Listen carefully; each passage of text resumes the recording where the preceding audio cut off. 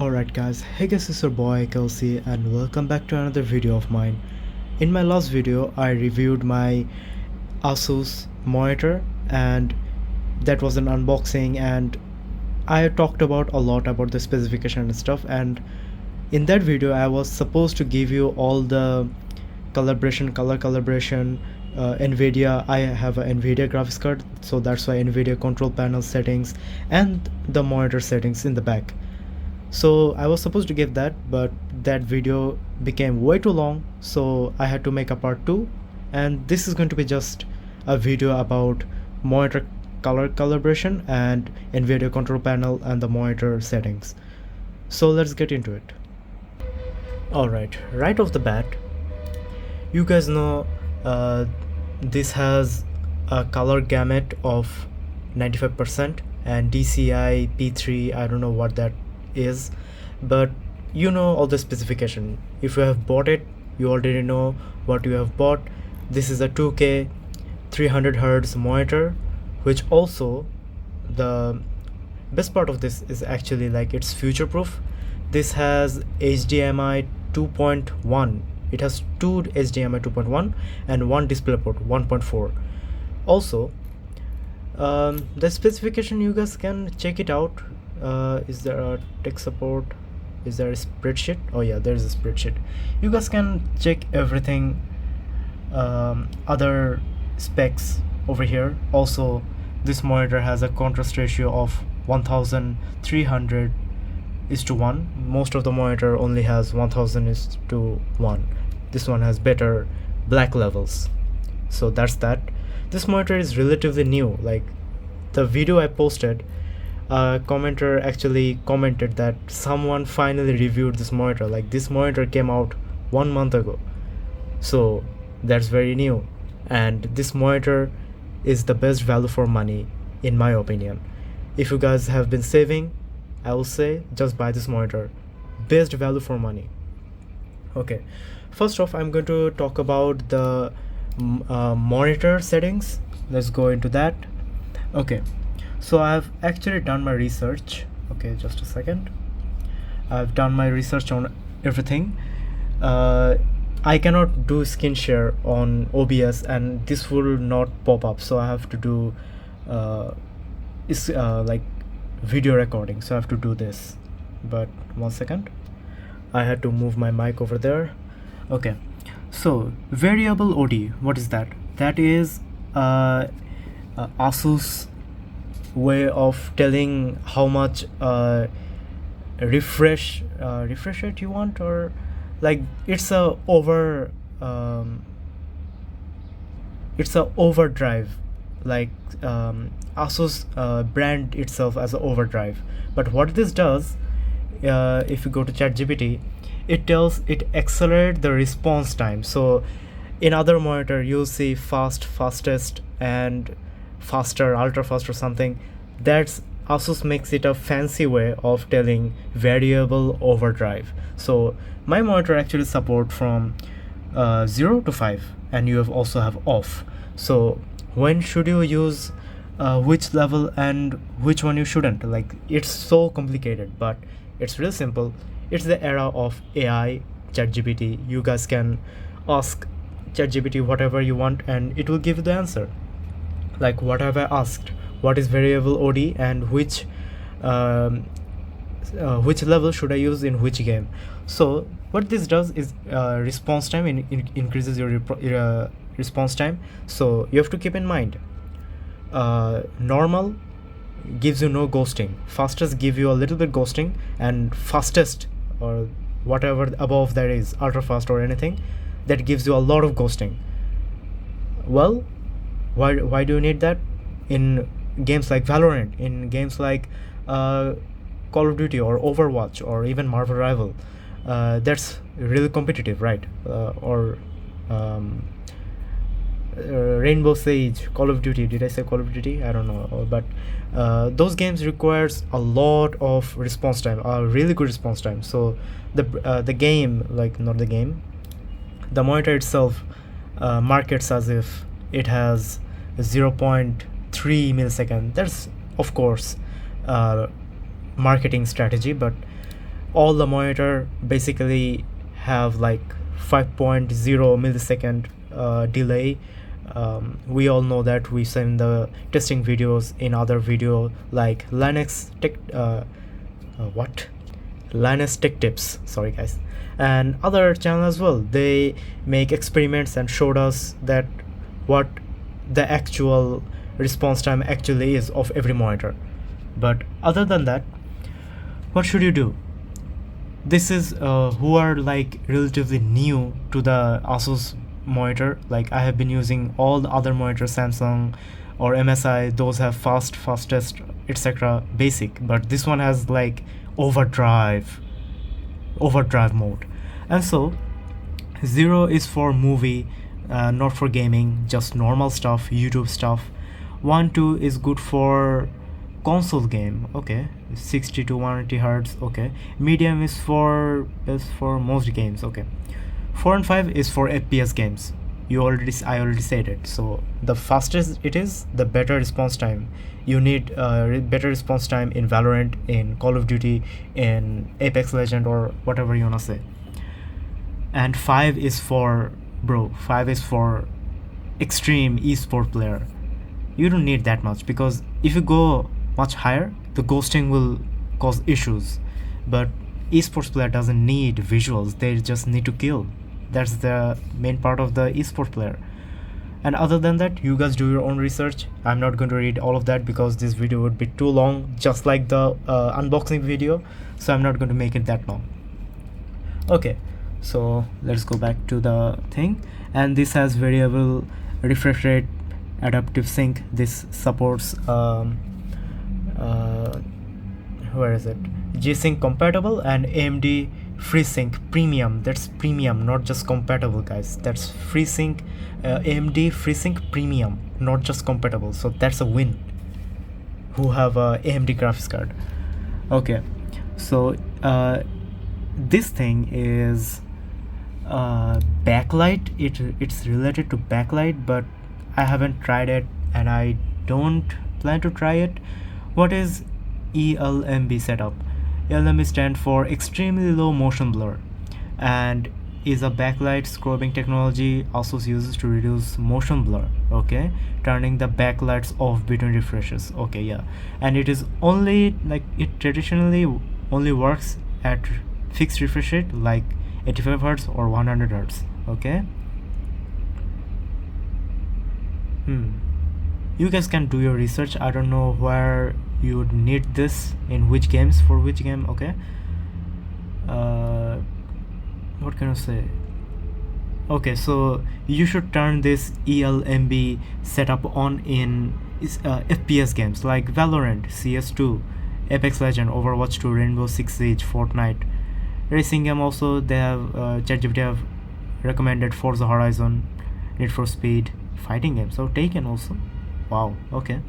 So in these games you should enable this, but I don't play that much competitive games. I only play Marvel Rival, and it's competitive but not like Valorant. Like Valorant is just, if you see the head, you got one shoot kill. What did I just say, bro? One scope, one kill, that's it. In Valorant it's so competitive. In CSGO as well, Apex Legend and Call of Duty is all about it's like real life fighting, not Apex Legend. Rainbow Six Siege, Call of Duty, those are real life. You can relate those in real life. Turn off for story games. You shouldn't enable this in story games. And Genshin Impact, if you play Genshin Impact, Wuthering Waves, Star Rail, etc., you shouldn't use it. Also, it said turn this off when you're watching normal stuff, movie, YouTube. You shouldn't turn this on. Okay, then what is GamePlus? GamePlus actually basically is, this is a really like a really good thing they have provided.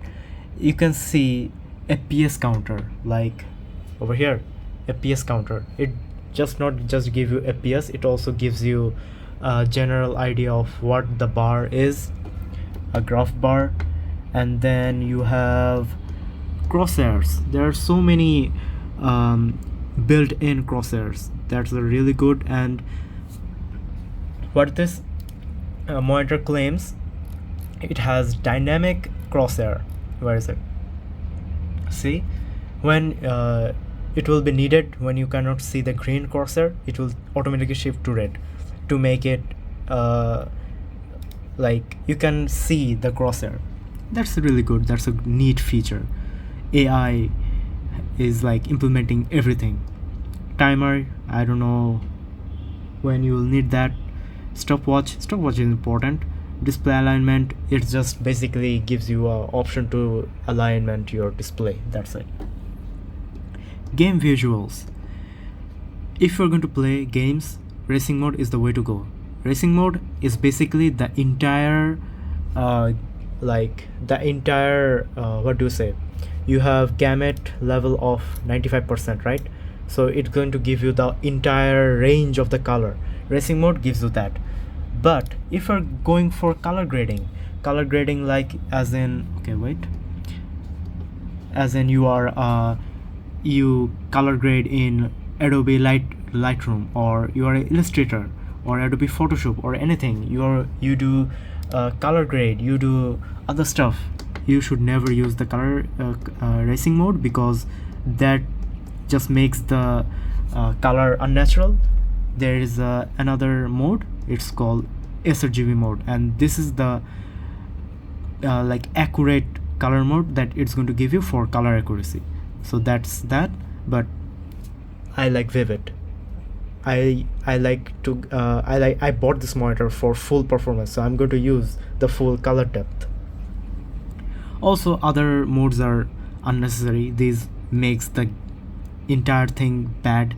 FPS mode, esports player can use it. They don't need visuals, they just need the fastest response time and the fastest time to kill. That's it. That's why you see most competitive players use a TN panel, and TN panel has the worst color accuracy in the entire monitor section. You got IPS, VA, TN and OLED. OLED is the best of the best, but it has burn-in issue. TN has bad color accuracy. VA has great contrast ratio, also bad color accuracy, but nowadays VA also has like great color accuracy because of the latest technology. And then IPS is like in the middle ground. It is not bad, it is not good. Like wait, it is not bad, it is also good, something like that. It's in the middle. And shadow boost, you guys can use the shadow boost like when the area is too dark, you can up the level and it will make the dark level a little bit brighter. But in my opinion, don't use this. It just makes the entire thing like worse. You won't like it. It's just bad. Naturally, like black, like the dark depth makes it more cinematic. I like dark, everything dark. I get it. When you play FPS games like Valorant, you need to see the enemy in the dark, so you need to use this. So for those people, these are useful. But for me, for story games, for even Marvel Rival, I don't need this. This is a QR code. I don't know what that is. Brightness, I set it to 80. I don't want full brightness going into my eye and destroy my eye. Then contrast is default 80. ASCR, let's see what this is. ASCR, where did I put it? Okay, ASCR, dynamic contrast enhancement. Anything dynamic, you don't want to enable it because that's going to mess up everything anyway. But you can turn it on when you're watching movie, etc., YouTube, but not for gaming. Aspect ratio, this monitor is 2K, 16 by 9. That's it. You guys can change it if you require it. Blue light, I didn't buy this monitor to protect my eye. I bought this monitor to have fun. So blue light filter, it's not for me, but those who have eye problem, they can use it. Vivid pixel. Okay, now let's talk about the vivid part. Like, this is off topic, but I wanted to give you this knowledge. Like, when we grow up, like and when we were like children, like young age, our eyes could see much color depth, much vibrant colors, much colors than when we grow up, because our eye deteriorates with time, not that much, but we see less color. So what Vivid does, it makes the picture more punchier without making it unnatural. Like in Samsung, I own a Samsung S23 Ultra, and it has a Vivid option. It's the best thing that I have seen. Like, it makes the picture, the video, the game so much beautiful. Like, it's make the game punchier, it makes everything punchier, it makes everything so lively. So I like Vivid Pixel, and I also saw that if I turn this much more, it will make it unnatural. By default I think it was 30 or 40, I made it to 50. Color, display color space, sRGB is for those. Okay guys, sorry about the cut, but we were talking about sRGB, and in sRGB again it's about like for those who color grade pictures or edit videos in DaVinci or Adobe Premiere Pro. For them, color accuracy is the must. So sRGB, you have to select it because that's the most accurate color depth it can give. And DCI-P3, I don't know what that is, but wide color gamut is the entire full color spectrum that this monitor can provide. That's the wide gamut. Color temperature, warm is the most natural, but it might feel a little bit too warm for you guys. You guys can use user and make your own, but I don't want to make my own. Cool is, I don't know why you use cool. Normal is just too normal, but warm is just natural. Saturation 50 default. Input, by default it says auto input detection. Just disable it, because when you're playing game it might just automatically switch up. Like if you have a DisplayPort and HDMI for reasons, I don't know, but for reasons you might have it, then it might automatically switch. That would be a really big problem. So just disable it. I don't know why they have enabled it by default. I'm using DisplayPort, so that's why I selected DisplayPort. Favorite, I haven't messed with this, I don't use it. So sound, let's talk about the sound. The sound is garbage. What I want to tell the companies of the monitor, like, why do you provide such useless feature that nobody even gonna use? Like, most of the people are gonna have monitor external speakers. I have external speaker. Why do I need a built-in monitor speaker? That's not even good. This one is very cheap and still gives me a better bass. Why would I need a built-in speaker in the monitor? You could have gone with a monitor ergonomics. This monitor can only rotate to 20-degree tilt and swivel. That's it. Locked. Nothing else.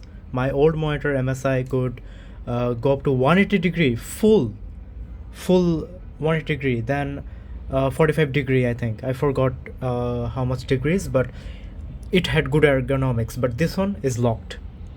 I cannot put it up or down. It's locked. This is already a minus point, but with all said that, it doesn't even matter. With this specs, 2K monitor, 180Hz, it doesn't even matter what ergonomics it has. I'm not even mad. I'm happy with this monitor. Power indicator, it's this little white bar, white light. It's that power indicator. Power key lock, it's your monitor won't shut down automatically. That's power key lock, I think. Key lock, I don't know. Power setting, by default it's going to be power saving mode, because in countries you have like eco means power saving mode. You will see eco mode or something like that.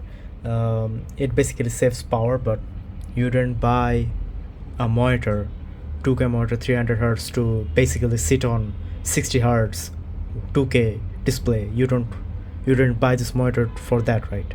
So of course performance mode, That's going to give you all the what this monitor has, like it's going to give the value you bought this monitor for.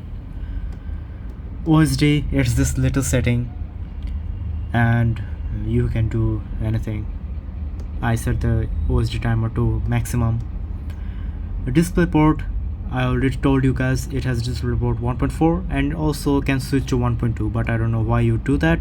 I think for compatibility for other devices you would do that, for playing games that are old. I don't know. DSC support, the most important thing of this entire monitor. Not every monitor supports this because not every monitor has 300Hz, of course. Now what does this do? DSP support, it's a VESA certified visual lossless compression, so it allows high resolution plus high refresh rate combination, like my one 300Hz 2K monitor run over DisplayPort without needing two cables or dropping chroma sub bro, I don't know what that is, and I didn't know that if this DSC support wasn't there you would need two cables. Okay, that's new. And you have to turn this on. By default it's turned on. When you turn this on, you're gonna get the full 300Hz 2K resolution and etc. No downside since it's visually lossless. And this is Asus way of letting your monitor power state sync with your PC's GPU driver. Okay, so basically this is the most important setting in this entire monitor, DSC support. Without it you are not gonna get 300Hz or 2K resolution. Asus PowerSync, what was that? Asus PowerSync is, oh okay, I did the wrong one. Okay, useful when you run multiple monitors or something, have no signal after issue. Harmless to leave it on. I don't know what this does, but well, helps with sleep, wake reliability. I don't know what this does, but you guys can ask ChatGPT about it, but it's not that important. It's harmless to leave it on, as ChatGPT said. Information, it's 10 BC BPC, like color depth 10 depths, that's it.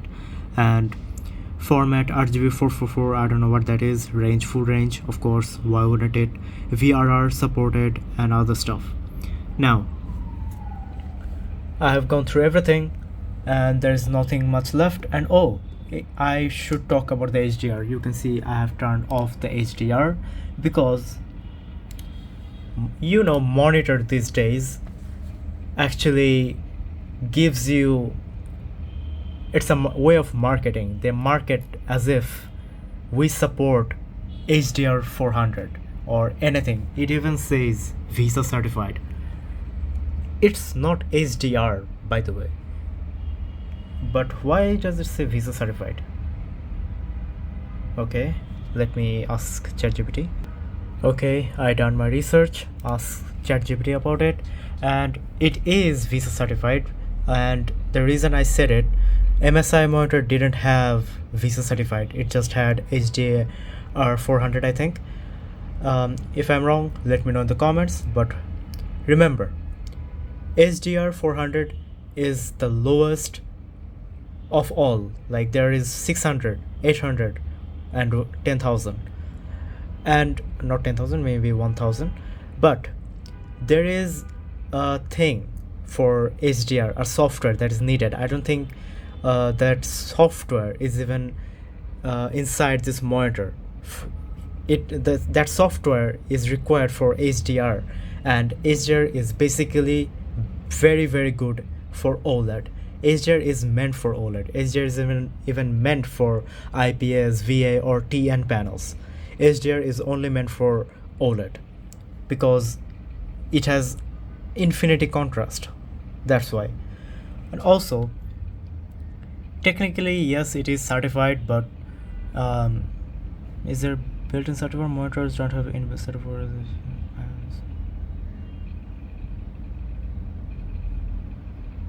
No, don't have HDR software. firmware plus panel hardware, but that's not, it mimics the HDR. It's not true HDR. Just like this monitor panel only has 8-bit, but with plus FRC it simulates 10 bits, but it's 90 to 95% accurate. So it mimics, but you're not gonna feel it. Only when you're gonna feel it is when you are color grading your picture or video, etc. But yeah, that's that. And what I wanted to tell you, really don't want to use HDR whatsoever. It's literally bad. It's dog shit. It shouldn't even be present in the monitor. They just do it for marketing, but that's not what we want. They just gave us this for like marketing strategy, but we don't want this. We don't want built-in speaker. We don't want fake HDR that I'm never gonna use. Just use that money in somewhere else. Ergonomics, or maybe a real 10-bit panel instead of 8-bit panel. Like, do something with the money, not just use it on useless stuff like marketing stuff. We don't want this. Like every monitor's philosophy, philosophy is like, we have to do like them. They're giving this, so we're gonna give this as well. They're all the same. They're never unique. And who actually makes better monitor? Those are expensive. So bro, what are we supposed to do as consumers? And that's it for the monitor review. And again, I'm sorry, this video is like 30 minutes and I don't want to make this too long. So NVIDIA control panel, I'm going to make a separate video. We don't want to make this video too long and make everything mixed up all together. If you guys have liked this video, let me know in the comments. So next up, I'm going to make NVIDIA control panel, as I have a RTX 3060 Ti and that's an NVIDIA graphics card. Maybe if I show NVIDIA graphics card, those AMD graphics card user can also understand and make the settings by themselves, because I don't have a AMD graphics card and I don't know the settings, but you may understand. So stay tuned for that video and I'll see you guys in the next video. Assalamu alaikum warahmatullahi wabarakatuh, guys, and happy hunting with this monitor.